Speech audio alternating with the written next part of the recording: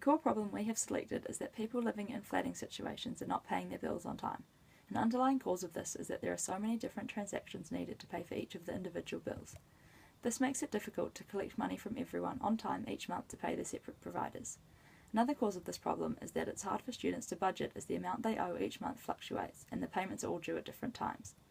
One symptom of this problem is that providers are not being paid on time. Therefore, many students are getting billed for late payments. This means students are leaving flats with bad credit ratings. As a result, service-providing companies are having to create larger allowances for doubtful debts. Having so many different payments due at different times is causing stress in the flatting household. People living in flats and not paying their bills on time is definitely important, as it is a global issue affecting people everywhere, including all other adults living in flatting situations. It affects anyone who lives with one or more others where they all contribute to the living costs. Although the severity of this problem is not huge as it is manageable, it would definitely relieve unnecessary stress and frustration if an information system was implemented to resolve this problem. A possible solution to this is that one person could be allocated to each provider's bill and it is their responsibility to collect everyone's money. Another solution is that everyone in the flat sets up an automatic payment for each bill.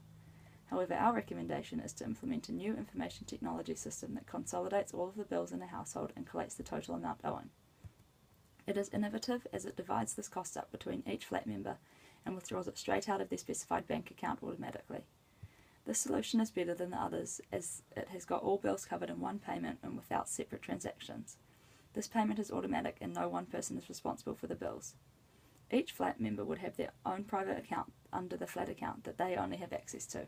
This would have their bank account details and a maximum total amount that can be withdrawn from their account each month. This limit is to avoid the providers abusing the system. If the flat member owes more than this limit 1 month, they will get a notification email and they can then authorise the payment. The metric we have chosen to measure the effectiveness of our solution is usability. This is the ease with which people perform transactions and will allow us to make continuous improvements to make our system effective for users.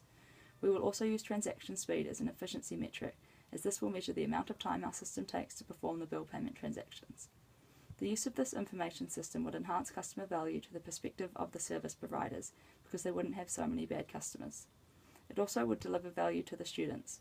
Students would never walk out of a flat with a bad credit rating as a result of themselves or flatmates failing to pay their share of a bill. The students would also receive prompt payment discounts from the companies that offer this.